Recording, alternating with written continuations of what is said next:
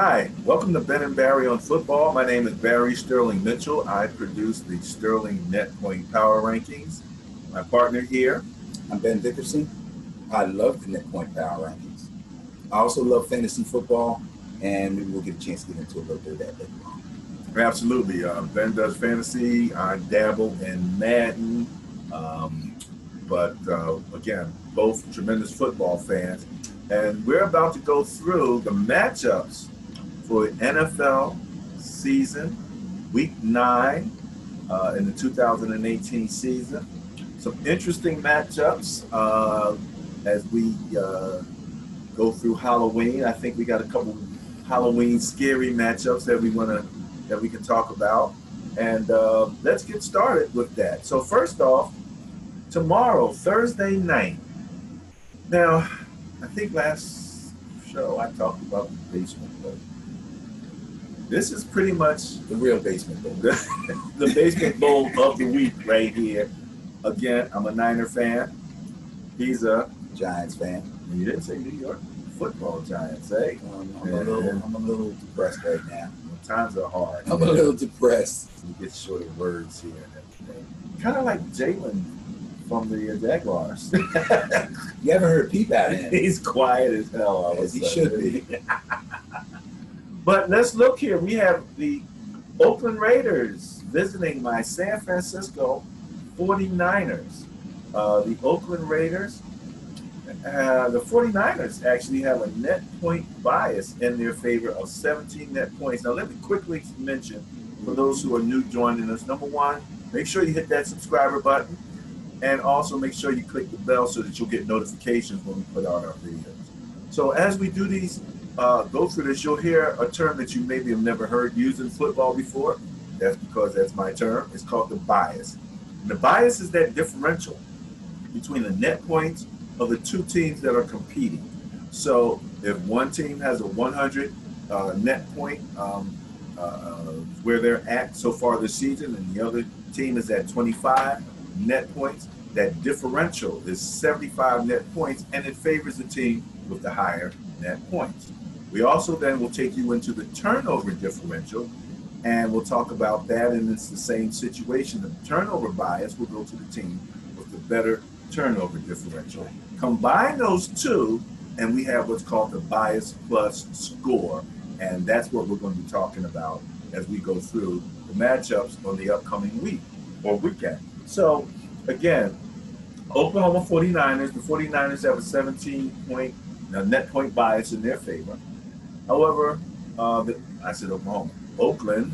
That's okay. Oakland, the Raiders. Raiders actually have a turnover margin bias of 7 in their favor.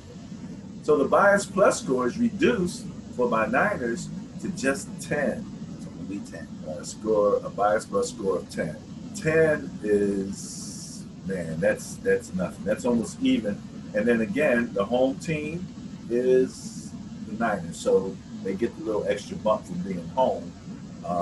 However, have you heard anything about them possibly getting to the third string quarterback?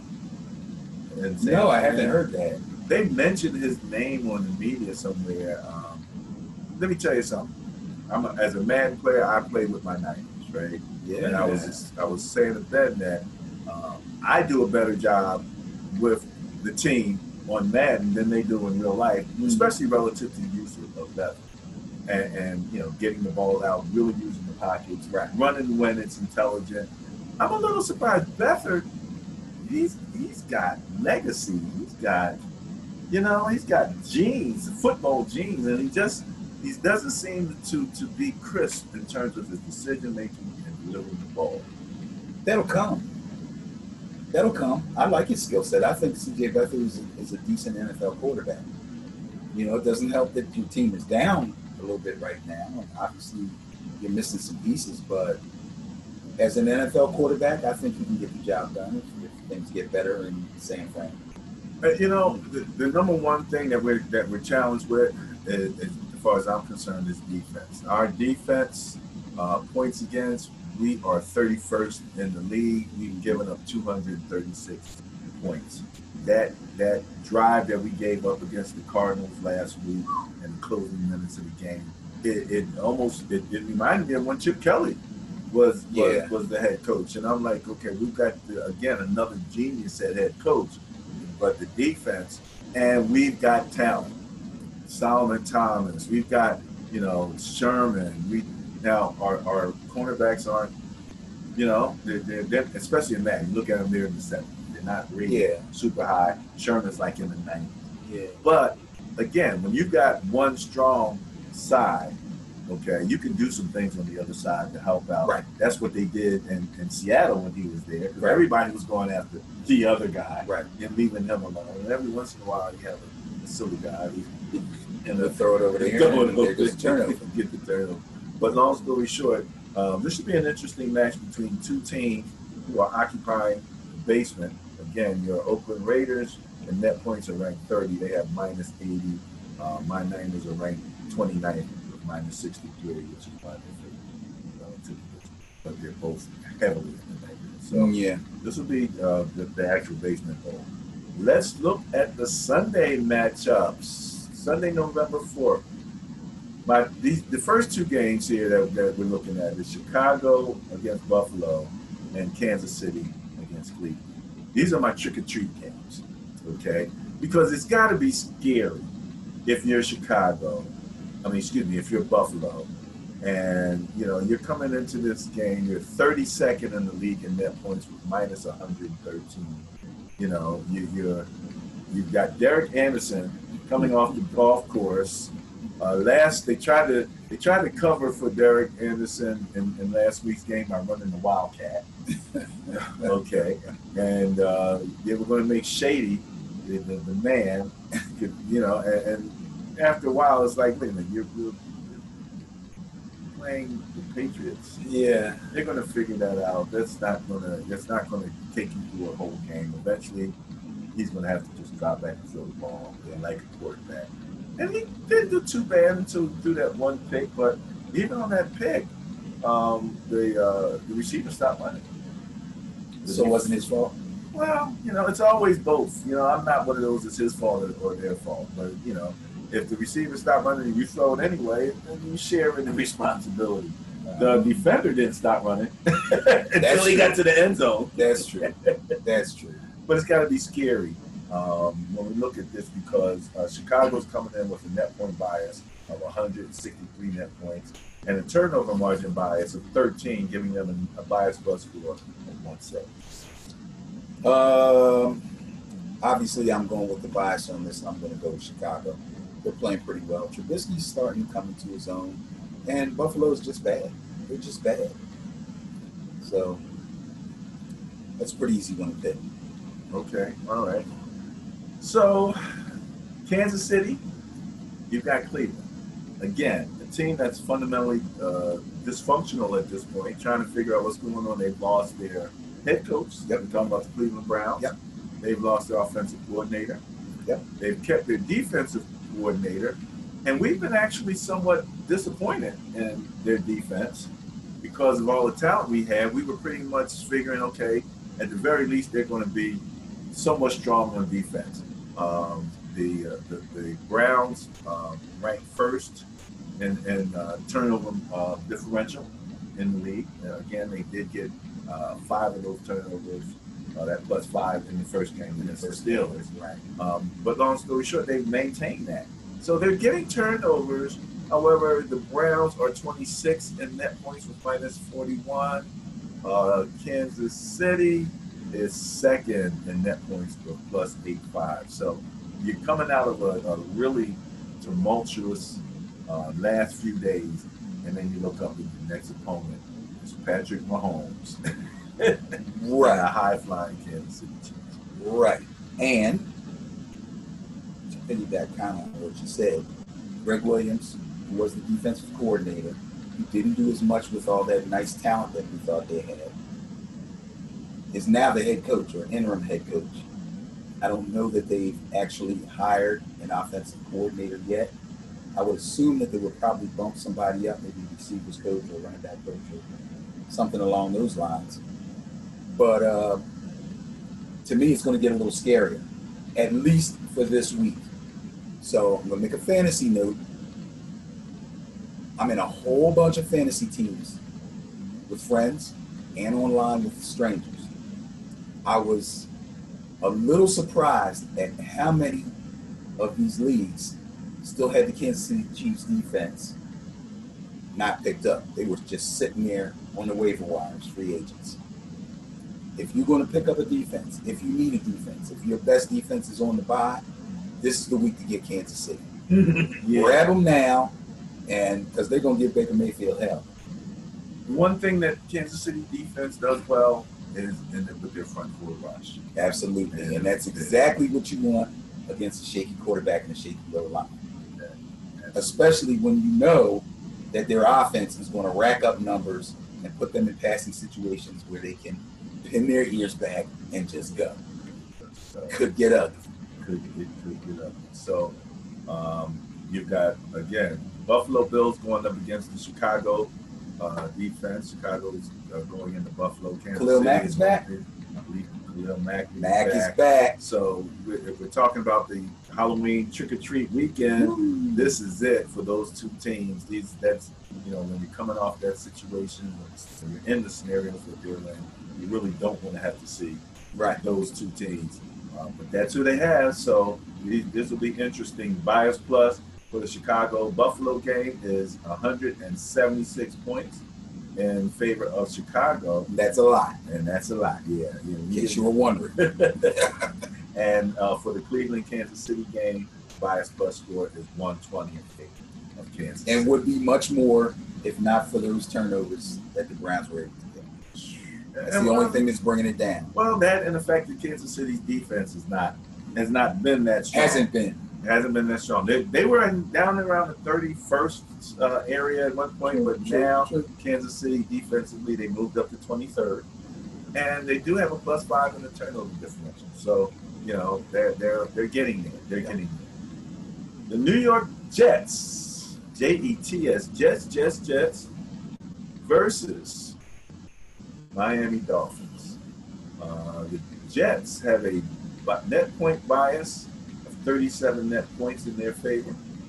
Miami has a turnover margin bias of 2 points in their favor. So that nets out to the Jets having a bias plus score of 35 points. It's the AFC least. This is horrible. But I'm going to make quick work of this. The bias is going for the Jets, but I'm going to go against the bias. I'm going to pick Miami for one reason and one reason only. Both defenses suck against the run, but Miami's run game is better than the Jets. I'm going to leave it right there. Well, I would look at the two quarterbacks, and I would say that we've seen Brock Osweiler. Yes. Tannehill's not back, is he? I don't know. I'm going to check real fast. Check real fast because that makes a big difference. If Brock's there, then the Jets, I believe, would be favored in this situation. Really? I like the Jets. I think they're feisty, and let's look at it real quick. The Jets are 19th in net points with -8. Miami is 27th in net points with -45. Okay. All right. So that's pretty significant right there. Your Jets are 14th in scoring with 192. Miami is 20th in scoring with 174. Your Jets are 21st in points against with 200.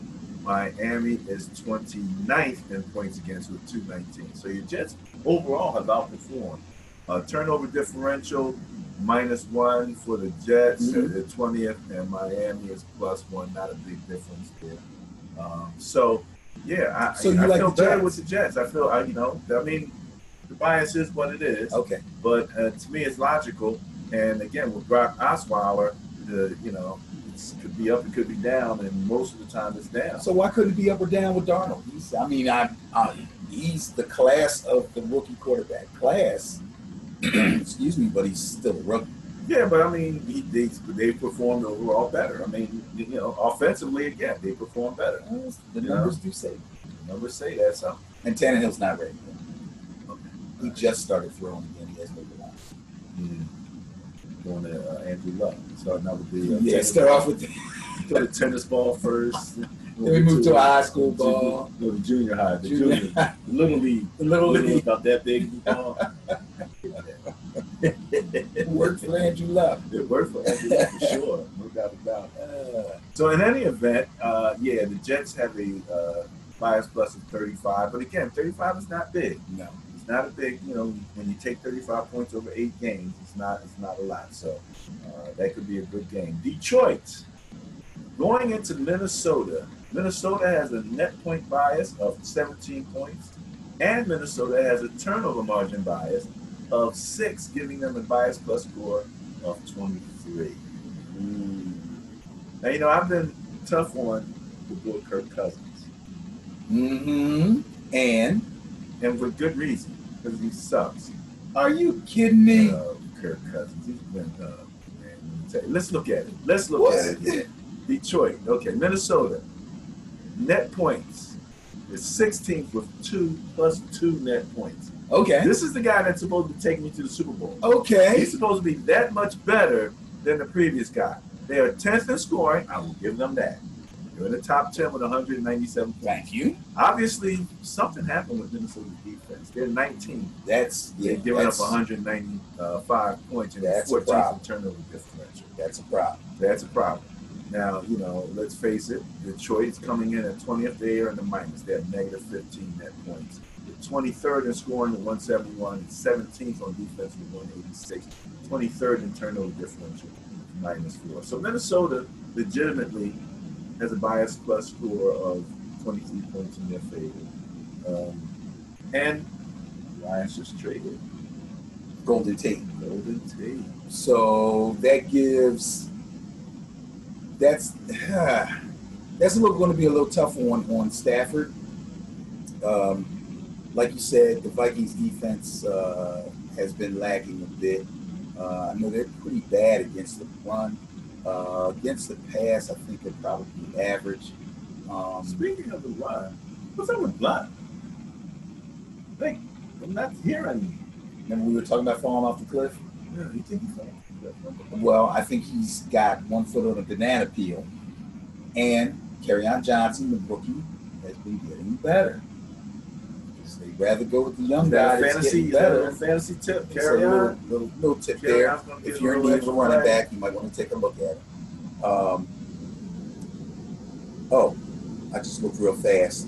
Fantasy rankings for quarterbacks. Guess who's third? Who? Kirk Cousins. Oh yeah. Thank you. But didn't you say that most of your league the negatives don't come back? They just so get the positive. Are you trying to say he threw a lot of interceptions? Let's see. Let's see. You don't know. You said he stinks. So if you're saying he stinks, then you're probably saying, well, I mean, if I ask you why does Jameis Winston stink, what do you say? Throws a lot of interceptions. Bad decision making, right? Points of confusion. He gets Okay. confused. Like, Kirk is better than James Davis. Yeah, obviously. Yeah, no, I'm not But he going to doesn't say stink. Little Thank you. monster too. Thank you. Thank you. Atlanta against Washington. Yes. Washington's home.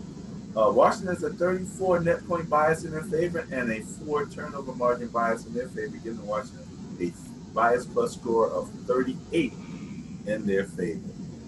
I like Washington in this game, not only because they have the bias, and this will be a test for them. Okay, and they just picked up Clinton Dix, do that from Safety, the Packers. Safety. So they're trying to play a little bit. Yep, they're trying to shore up that defense, and this will be a big test for them because we have a highly skilled offense coming into their stadium. Now they will be home. Alex Smith is still doing his game manager thing, and it seems to be working pretty well, at least within the division. They've won some games that people didn't expect them to win, and I think they're going to pull this one out. I really do. If their pass rush can get going, which you really shouldn't have a big problem with Atlanta's offensive line. and they can get to Matt Ryan. They still got to get to Matt Ryan. Matt Ryan is quietly having one of his best seasons. Yeah, he's had to throw the ball a lot, but they're basically a throwing team at this point with Devontae Freeman being out. Tevin Coleman hasn't really picked up the slack. They're a passing team. They're going to come in firing, but I like the Redskins. Well, you know, it's funny that you say that. Atlanta, 23rd in net points with minus 22. Mm-hmm. Okay. In terms of scoring, they're 15th, right smack dab in the middle. So he's having his best year. It ain't showing up in the he's having his best individual statistical year. They put up 190 points. Right. However, they are 26th in defense. They've given up 212 points. Right. Ironically, when I look over at Washington is 26th in scoring with the 146. Right. So you got a 26th ranked defense against a 26th ranked offense. But I say that favors Washington. Well, the main thing that favors Washington is that they're fourth on defense. They've only given up 130 points. You go. Whereas Atlanta is 26. They've given up 212. So there we go with the Atlanta-Washington game. Washington being having a bias plus score in their favor of 38 points. Tampa Bay, Carolina. Carolina's home. Carolina has a net point bias of 58 points and a turnover margin bias of 19, giving them a bias plus score of 77. Fitzmagic is back. But I don't think he's going to do it. Not a good team for him to come back on. A little scary for Thanksgiving, almost as bad as Kansas City and Cleveland and Buffalo situation there. And we've already seen his best costume. This is good. When he dressed up like D-Jax. You know, it's amazing. He had that little bit of success, and he went right with it. But you know what? I don't blame him because he knew Jameis was dangling over his head. Because at that time he was still suspended, and he knew when he came off the suspension it was going to be a game maybe before he was back in there. Well, you asked the question, and when we talked about it earlier. Mm-hmm. That question is, if he has that Carolina rush gets through and Fitzmagic begins to look like Fitz tragic as mm-hmm. Are they going to let him finish the game? I think it depends on how it happens. Like I said, when I first asked you the question, I was saying, what happens if he throws an early interception or if he throws two and one's a pick six or something like that? If Carolina is just, breaking through the line and sacking him and having him on the run, which we know he's not good on the run, that's not really his fault. I think they'll let him finish the game. But if he comes out and he does the same things that Jameis did, then that puts the team in a really, really bad position. I would say this. If he's stinking it up and it's in the first half and they switch back to Jameis, I'm not going to say that's the right or the wrong thing to do, but that says one thing about Jameis' future with the Buccaneers. If he's not playing well and they let him finish, Jameis should probably start to pack his bags. Well, the quarterback question is one thing when you talk about Tampa Bay. However, they are 8th in scoring, putting up 201 points. A lot of that due to Fitzpatrick. And a lot of it also due to Jameis. He's lost some high-scoring games. The challenge with Tampa Bay, when you talked about quarterback, is really defense. They're 30th. They've given up 233 points. Carolina, on the other hand, is 7th. They've only given up 152 points. And Tampa Bay is 32nd. They're last in the league in turnover differential, whereas Carolina is 6th with +6. Tampa Bay is -13 in turnover. Right, and all three of those categories for Tampa Bay are below the New York Giants. Our measuring stick. And Carolina is home. And one thing again, even with the Cowboys and Carolina, when you have that really good middle line, that really smart guy there that's running that defense. It shows. I Yeah. mean, they it really does. No doubt. When and either one of their middle linebackers are out, it really It affects. changes the whole It defense. really does. It really does. We were talking about what would be our intriguing game of the week. It, a leading contender has to be the next game, Pittsburgh in Baltimore. Now, Baltimore's been in the top 5 in net points pretty much throughout the season. Here they have a 28 net point bias in their favor over Pittsburgh. However, Pittsburgh has a turnover differential bias of 4 in their favor, which reduces the bias plus score for Baltimore, but they still have 24 points. Again, not a big amount of points. That's about 3 points per game differential. Yeah. But it is a differential, and Pittsburgh is kind of been on the upswing, and Baltimore stumbled most. Yeah. Baltimore's stumbles have been, or let me put it this way: their stumbles are bracketing some really, really good defensive games, but not their offense is still a bit lackluster.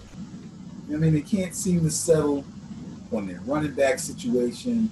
Javoris Allen is probably the better pass catching back. Alex Collins is the better guy running the ball, but he's not really making that much noise. Although Baltimore's home and although they have the bias, Pittsburgh's firing on all cylinders offensively. All cylinders. Everybody. Juju, AB, Connor. Oh, it's too much. I'm going against the bias on this one. I got to go with the Steelers. Going with the Steelers. Yeah, I can't blame you. I mean, we had questions when they brought in Lamar Jackson. What kind of team are you building? You went and got a quarterback who was nothing like the quarterback that you've been running with. That's your system. You're going to change your schemes and your system around now.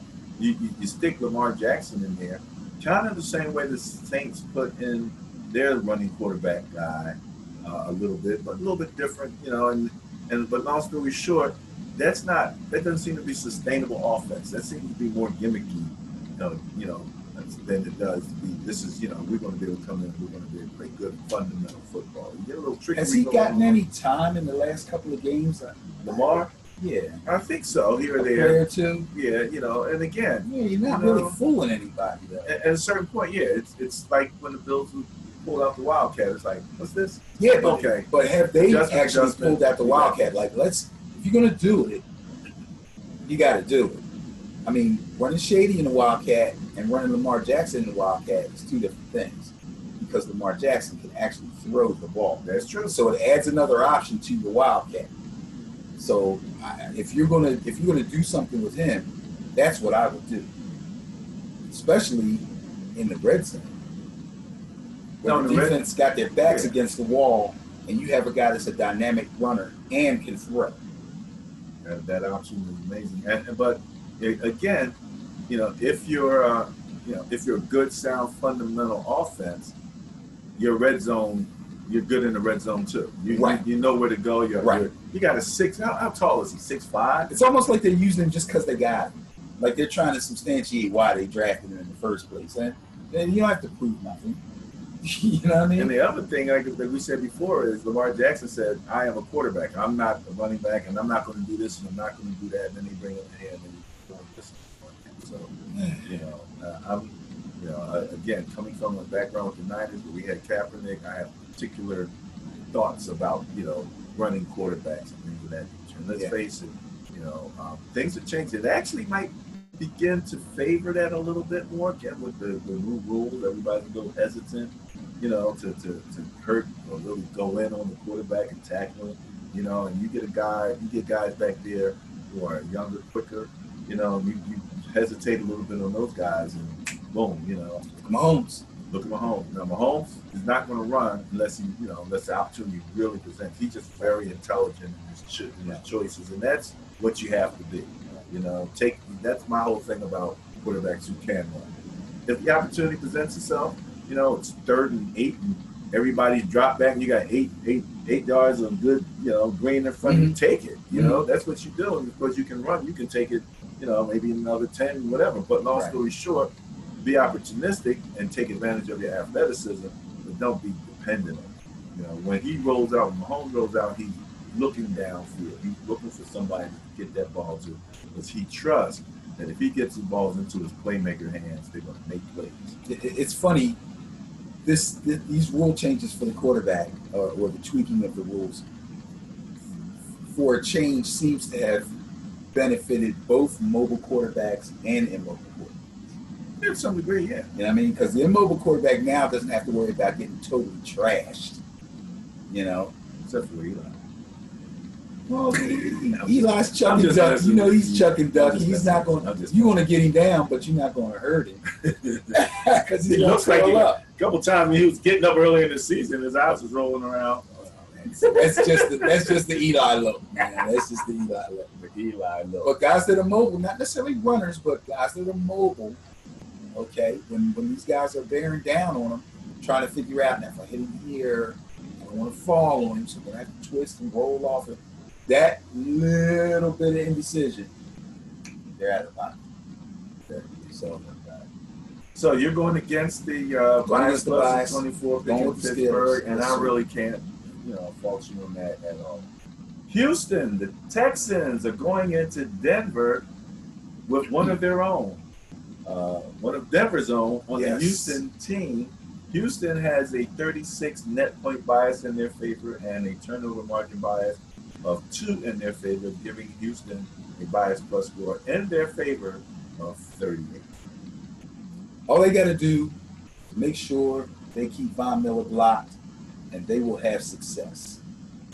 2 things. One I said, one you said when we were discussing Demaryius Thomas being traded.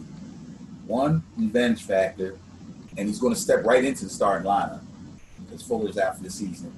2, the picking of his brain this week about the Denver defense. I'm going Houston. Going with Houston. Going with the bias. All right. Now, this was a game that I think that I said might be one of my intriguing games. And it involves my sleeper team, Seattle at home, going against the LA Chargers, AFC-NFC matchup. Yeah. Seattle has a bias, net point bias of 8 net points in their favor and a turnover margin bias of 5 in their favor, giving Seattle a measly 13, a bias plus score of 13 in their favor. Is Seattle going to come in and into the noisy Seattle dome and get it done? This is a tough one. 13 is nothing. It might as well be even, especially with Phillip Rivers coming off the bye. The defense is rested. I'll have to check and see how close Joey Bosa is to coming back. Because when Joey Bosa comes back, he's going to have the same effect on the Chargers defense that Von Miller has. That one really dynamic pass rusher that's so good, he makes everybody else better. So, but I'm going to go with the Chargers on this one. I've been liking the Chargers. Going against the bias. Yeah, I'm going to go against the bias. Seattle's home. I like Seattle. You got to like them at home. I like the defense. This is really, really a tough one. If I don't get it right, I won't be surprised, but I'm going to go with the Chargers. The Chargers are 10th defensively. They've only given up 163. Which is not bad. Top 10 is pretty good. Seattle's 3rd. That's really good, and they've been getting better as of late. Now, running game for the Chargers. Yes, I think Melvin Gordon will be ready. They said he ran pretty well in practice last week, but not well enough that they wanted to, that they would have played him if they had a game. It's what they call a soft tissue injury when it's with your hamstring. It's a really large muscle and blah, blah, blah. But I think they expect him to play. That's going to be big for them. All right. Next. Oh, yeah. This is a battle of 2 teams that are in the top 5 in net points. You've got your LA Rams and your New Orleans Saints. The Saints are home. The Rams have a 58 net point bias in their favor and a 7 turnover margin bias in their favor, giving the Rams a Bias plus score in their favor, 65 points. Now, the Rams are number 1 in net points. Mm-hmm. The Saints are number 5. So the Saints are in the top 5. The Rams are number 2 in scoring. The Saints are number 4 in scoring. Okay. The Rams are 8th in defense. The Saints are 15th. And surging. Okay, and surging so far, but it's looking bias plus score favors the Rams. Tell me something. Where's Minnesota in points against? Well, Minnesota in points against is 19th. 19th. I'll say this. I know the bias is in the Rams' favor, as it should be. But I watched the Saints go into Minnesota and do work. And granted, Minnesota has some problems on defense. But statistically, Drew Brees had his worst, if not close to his worst game this season for sure, and maybe in his career. And they still won that game. And I'm not going to say he played badly. I'm going to say that he didn't have to throw the ball as much, but he threw the ball enough to keep the other team off balance. Kamara didn't have a big statistical game. Everybody was kind of really balanced on their offense. This sounds like Like I'm trying to make a case. Saints. Wait, but I'm going with the Rams. You go with the Rams, yes or no? No, I'm not, and I'm going to tell you why. I No. saw what Aaron Rodgers did with the Rams. Jumped out to a 10-point lead, went nip and tuck. If not for one bubblehead move by a guy running the ball out of the end zone, the Packers had a chance to win that game. I'm going with Brees and the Saints. At home, let's go. Excuse me, Mr. Going with Brees and the Saints. Yes, it's 65 and bias plus score. That's right. All right, I see. You want to make a muscle or something? No, I'm good. Feeling the testosterone? No, I'm good. Okay. Speaking of Green Bay, what do we call this? The Battle of the Goats. Battle of the Goats. Battle of the Goats. And the Tom Brady GOAT is at home. He's in, they're both cold weather teams, so that doesn't make a big difference. The Patriots have a 52 net point bias in their favor and a turnover margin bias of 3, giving them a 55 bias plus score in the Patriots' favor. For the same reason that I like the Saints over the Rams, I would give Green Bay some hope, except I don't think things are real good in Packerland. I just don't. They're trading people. Granted, Montgomery needed to be traded. Clinton Dix, I don't know if that was an in-season thing that should have happened. Because I can't blame, well, I don't know. He missed a lot of tackles. Yeah, he had some glaring missed tackles in that game. I'm going to go with Brady at home. You'd be crazy not to. I expect Rodgers to have a good game. I expect him to score points. Yeah, I got to stay with the Patriots. Patriots defense are ranked 16th. Yeah. Green Bay's defense is ranked 14th. Green Bay's offense is ranked 19th.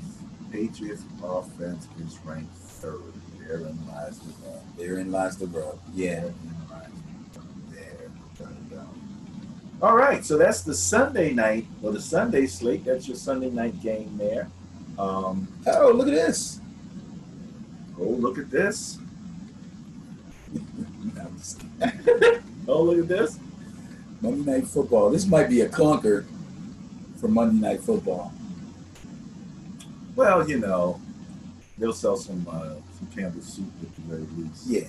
You know, my man drinks Campbell soup Oh, while Dak. he works out. Dak. Yeah, it's amazing. Dak. Tennessee is in Cowboy land.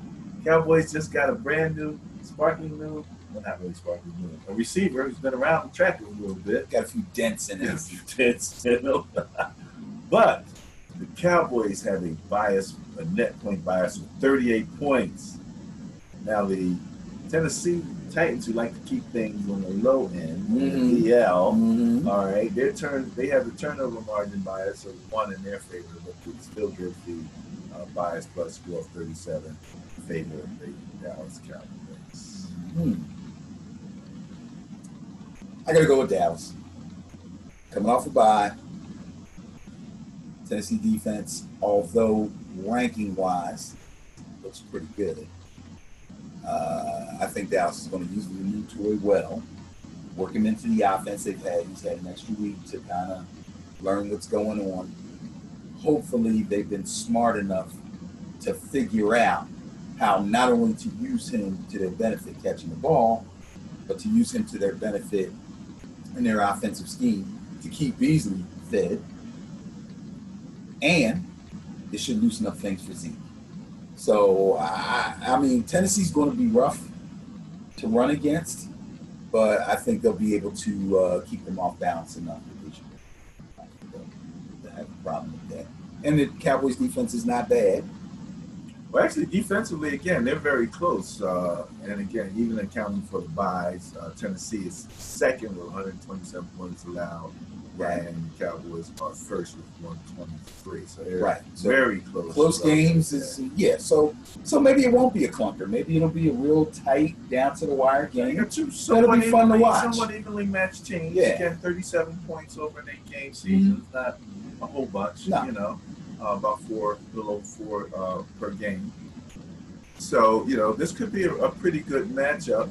And again, it's in Dallas. Yep. So they're going to be packed and ready to go. And Dallas knows they can't be slipping up in the NFC East. I mean, the Redskins are showing. The Eagles just went and got a sparkling new receiver. Yeah, they need wins. You know? They need wins. Jason Garrett's on the hot seat. They need wins. Eagles on the bye? Yes, he was on the bye this week. So now they not only get a new receiver, they got an extra week to work him in. Yeah. So, you know, Dallas can't be slipping up right now. They better show up, or they'll be definitely out of the playoffs. Absolutely. And, all of that first round draft pick that they just gave away. Yeah, this is an opportunity for them to get another win while the Eagles are on the bye, try to get some momentum going, because they have not played the Eagles yet at all. Is that correct? They got 2 against the Eagles. The Eagles also have 2 against the Redskins. A lot of division stuff in the second half of the season. It's going to get tight. Yeah. It's going to get tight. It's going to get tight. It's going to get tight. Well, now, that is the matchups for the upcoming Week 9 in the NFL for 2018. Any additional comments or concerns or rants or anything like that you want to throw in? I just want to make a point, and people out there can determine if this means anything to them or not. The Dallas Cowboys spent a first-round draft pick on Amari Cooper. Amari Cooper is about 24, 25 years old, has proven himself to be a good, if not borderline, really good, notice I didn't say great, really good NFL receiver. He's been dinged a little bit. He's had some injuries. He's had a couple of concussions. Okay.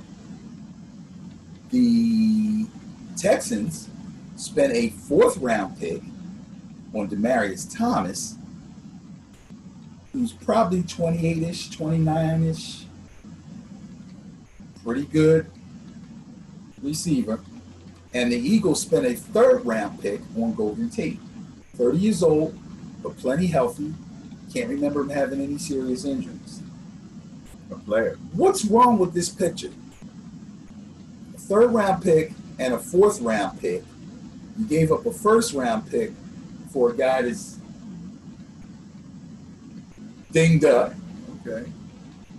Brought a used car with a top pick. Eh? In other words, again, Jerry Jones, here we go again. Obviously, I shouldn't say obviously because I don't know, but I don't think your front office did their due diligence in checking out these receivers. Either you really love Amari Cooper and gave a 1 away for him, because I think you could have got him for less, or you didn't even think twice about a Golden Tate and or Demaryius Thomas who would have came to you cheap. And you need receivers. You need really more than one. Yeah, absolutely. Absolutely. They do need more than one. Allen Hurns, I thought, was going to be pretty good for them. I don't even hear his name week to week. You know, Cole Beasley's the man right there. Terrence Williams, does he even play anymore? This is ridiculous. Actually, they probably could have got two of these three if they really wanted them. Any two. Probably could have got, you might not have wanted Tate because Tate's kind of like Beasley. But you could have got Cooper and Demaryius, maybe. If you worked hard enough. I think Tate gives you that more so than Beasley is that rack. Tate. Yeah, that's true. That's true. He gets his hands on the ball. That's out. True. He is definitely out. Now, we just finished up the Bible. Yes. And I had mentioned to you that I wanted to just kind of talk a little bit about fantasy and how fantasy players deal with the real NFL bye week. You guys in fantasy have your own little fantasy bye weeks, right? No, the bye weeks are the bye weeks. So it's the same? Yes. Okay, so what happens now that the bye week is gone? Excuse me, not the bye week. The signing date. Oh, okay. That's what I meant to say. So we can talk about the bye weeks and how they affect fantasy. Right. But right now, real quick, we can talk about the draft deadline. The deadline. Oh, Yeah, the trading deadline. Trading deadline. Okay. So the trade deadline and trades that are made only impact you if you either already have a player who's in a good situation and maybe gets traded to a better situation, or is in a good situation and maybe gets traded to a worse situation. For example. Now, again, when you say situation, you're talking about a fantasy situation. No, I'm talking about a real life situation. Well, because again, if you go to a better situation, that could be a better team, but that doesn't mean that just because you're going to that team, you're going to get the playing time. And you guys, if you're not getting playing time, it's not any good to you in fantasy. Well, right? that's what I mean. That's so it's your real life better or worse situation. Okay? In other words, Amari Cooper, if he was on your fantasy team, is now more valuable to you than he was when he was with the Ravens. Okay. All right. So even though he changed teams, he's still your right. And let's look at this. All three of these guys, none of them was sitting in free agency. They're all owned by somebody in whatever fantasy league you're in. Okay. So if you have Amari Cooper and you weren't starting him, or you were starting because he was one of your better guys, but he wasn't really producing for you because he was on the Raiders, right. Now you can look at him in a different light. Okay. He should produce better for you. Okay. Demaryius Thomas going to the Texans. Demaryius Thomas is a really good receiver. This season he's been outshined by Emmanuel Sanders. Sanders just is a little faster, a little bit better route runner. But Demaryius is a good possession receiver and can burn you deep from time to time. Again, him moving over now to play with Hopkins is a good thing. Demaryius Thomas is now going to be more productive, and he's moving on from Case Keenum to Deshaun Watson. That's a plus. So if you had Demaryius Thomas on your team, you were kind of starting him and kind of not starting him, you can start starting him again. His numbers should go up. And Golden Tate. Now, Golden Tate, this is the Eagles' dilemma. Golden Tate can play inside and outside, but he's better in the slot. Aguilar can play inside and outside, but he's better in the slot. But he sucks outside, and Golden Tate can fill that position. Okay? Bye-bye, Jordan Matthews. All right? Think so? Yeah. He's been a comfort zone for Wentz. Yeah, well. They're boys. They're buds. Yeah, well, they're on the bye, so Golden Tate's going to be like, he's got a week to make that go away. Okay. Speaking of bye. But the big thing, I think, for the Eagles and for fantasy owners is if you own Zach Ertz, Golden Tate makes Zach Ertz better. He's going to take pressure off of Alshon Jeffrey too. But now I think he really You needs. gotta play Hurts him. better. He's balancing out the Right. field. Kind of what Right. the Patriots are going to get out of Josh Gordon now. You Right. can't just triple team Right. Gronk anymore. Right. They actually have to send somebody over there on the Right. side, you know, and play him a little more Right. head up, you know, Yeah. straight. So those are the the fantasy implications of the trade deadline and the actual trades that have been made at the last minute at the trade deadline. Awesome. Well, that pretty much wraps it up for our matchups. Again, I remind you to click the subscribe button and click on the bell so that you will get notifications.